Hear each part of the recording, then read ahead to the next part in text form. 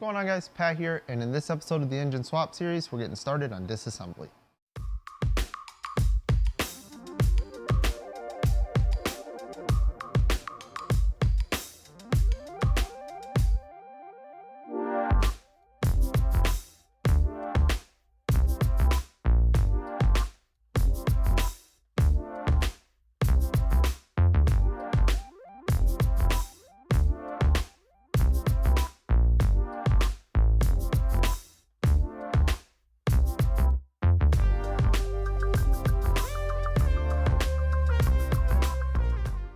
So before we get into actually disassembling the car, I figured I'd take you guys around it quickly and show you where the car is at. Just because I know I uploaded the winter plans video and it was the trailer, but I never really talked about what was going on with the car and kind of what its status was after we had all the issues at the Northeast Muscle Car Challenge. Now, the Northeast Muscle Car Challenge was really one of the big reasons that we wanted to do this swap, because we had nothing but issues with the engine the entire time. I literally turned one out lap in the car and then I started having issues.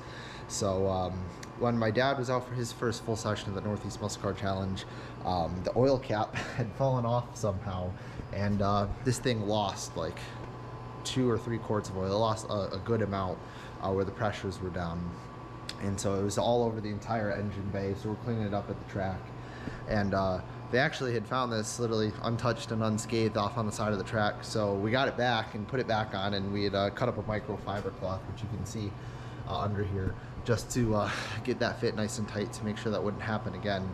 And so then once that was repaired and I was finally going to go out for my session, the coolant hose right here exploded. It split like right around here, and I lost a bunch of coolant, and that went everywhere too. And at that point, like we could have band-aided it back together, but then we also had observed some weird oil pressures, and one of my brake hoses was almost worn through. And so we decided just to pack it up and head back and try to assess the damage of the car.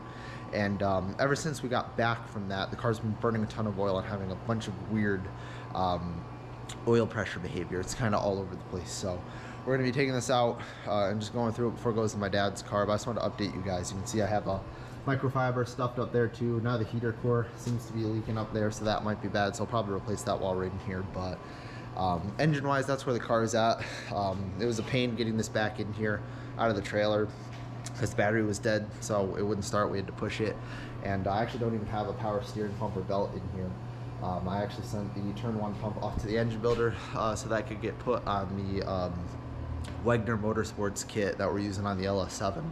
So they have that, and I didn't really want to worry about pressing on a pulley onto one of our other Type 2 pumps we have just to get that on there. So we'll put that back together before it goes to my dad's car, but it wasn't worth it to do that just when we were putting the car away. I mean, it was worth it to try and move it inside. This was a pain. We had to push the thing in, which sucked to do, but yeah.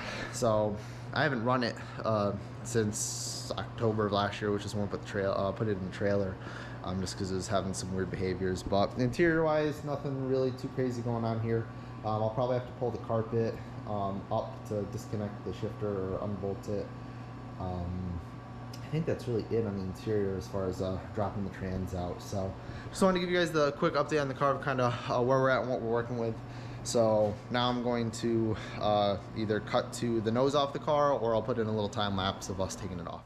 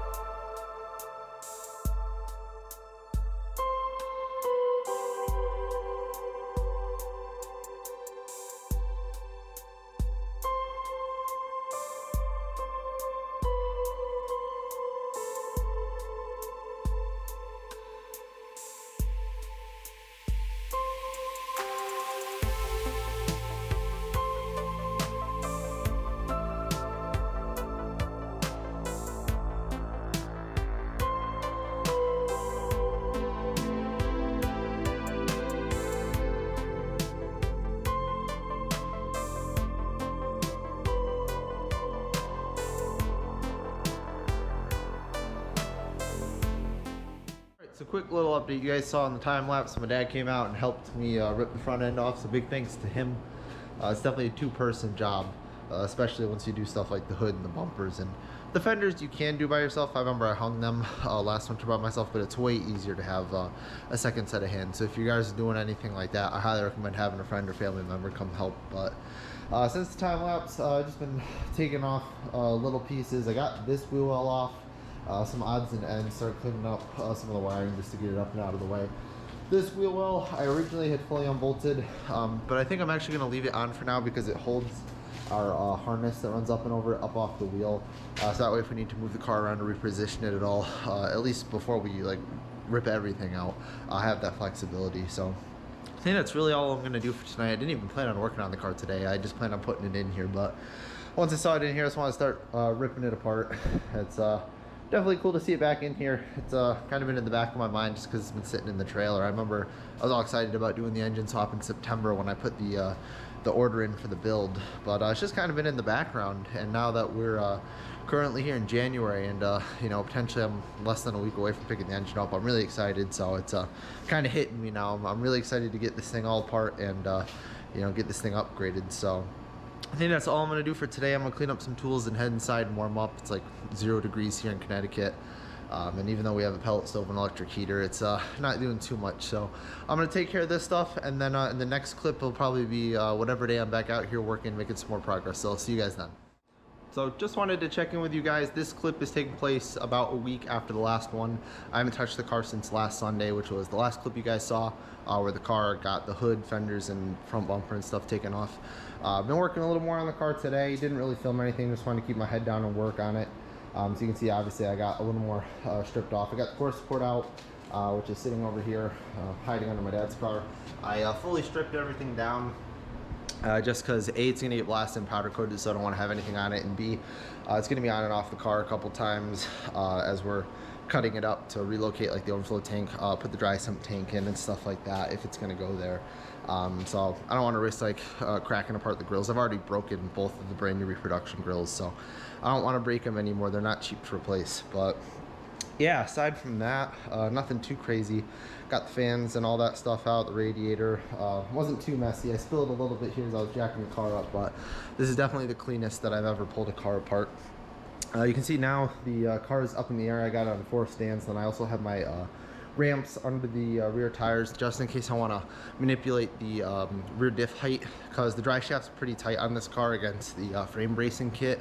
So I can't just drop the rear end all the way when I jack it up, otherwise the drive shaft will hit that brace. But yeah, it's going to be tough trying to get the drive shaft out, just because I remember over the summer when we pulled the trans out, just kind of look through it, do a fluid flush and stuff like that, that we had to let the rear end down because we physically couldn't get the drive shaft out otherwise. So got it up in the air so I can start doing that. You can see under the car pretty much everything's still in here. I haven't really touched anything under the car.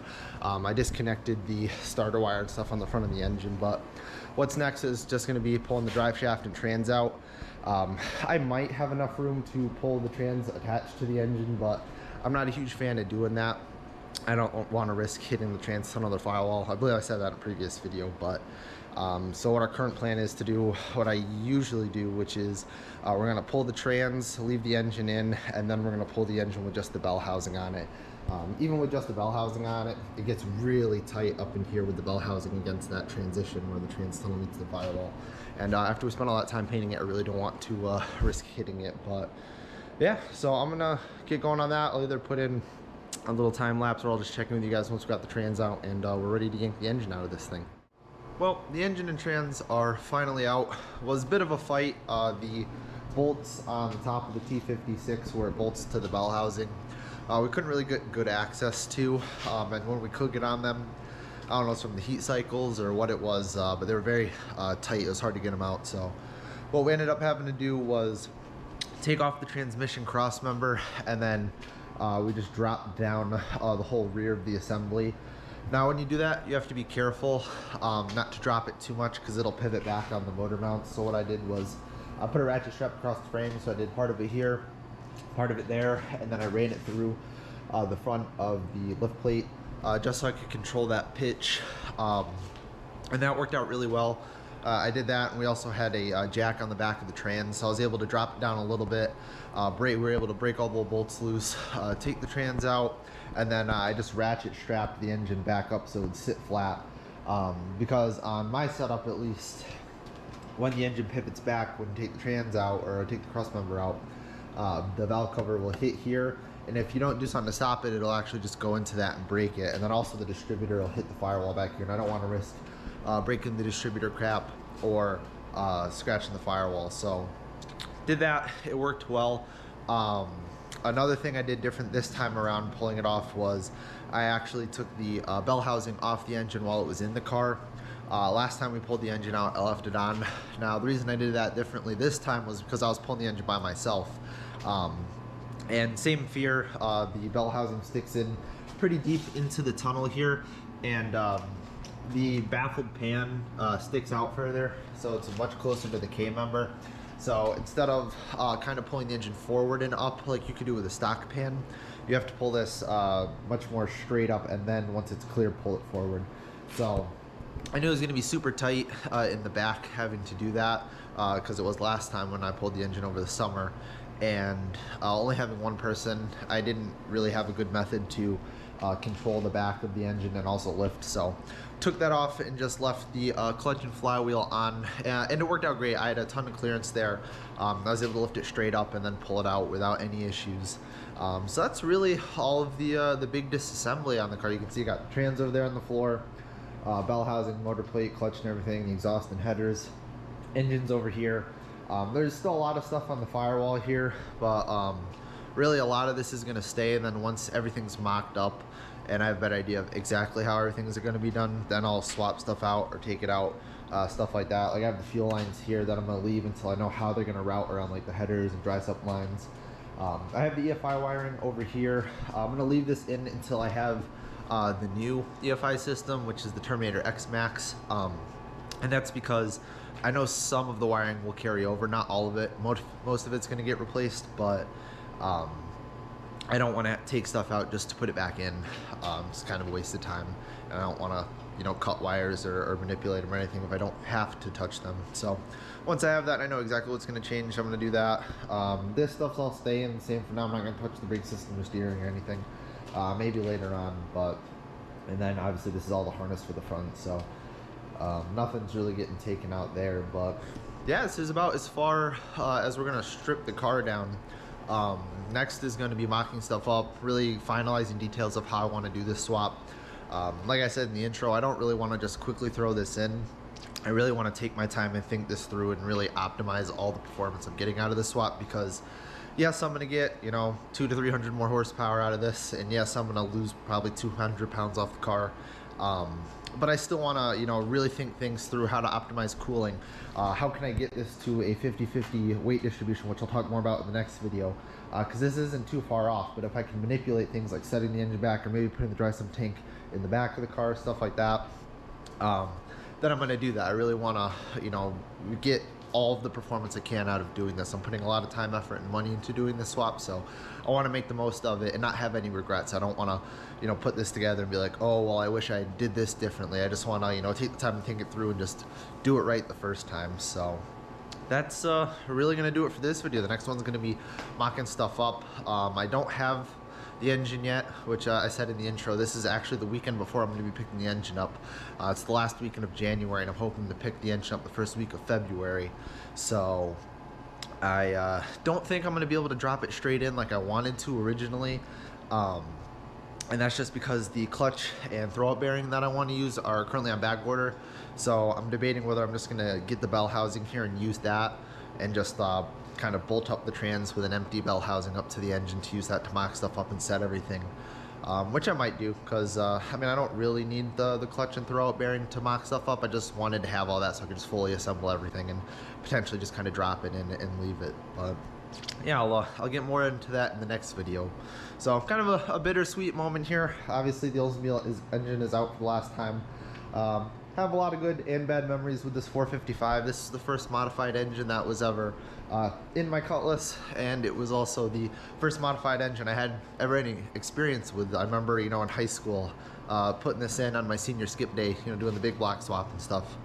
which was quite the step up from the 330. But yeah, it's time to make another step up to get this into the pro touring monster I want it to be. So I'm glad we're gonna keep the engine around. It's gonna get a second life in my dad's car, where hopefully we'll have a lot more memories and miles with this, and it'll continue to live on and be within a car in the family. So I'm excited to see what's gonna happen with that. But its journey with this car is over now. So hope you guys enjoyed this video. Nothing too exciting. Obviously, we're just kind of ripping apart the old setup. It's going to get a lot more exciting putting the new stuff in the next one. But feel free to like if you like the video, comment if you have any questions or input, or anything that you want to see in particular while I'm doing the swap, or if you have any questions about the swap. And subscribe if you guys want to see more. There's going to be a lot more videos coming throughout the rest of the winter and early spring doing the swap. And then we're going to be running a lot of events this year, so there's a lot of good stuff coming. So I'll see you guys in the next one.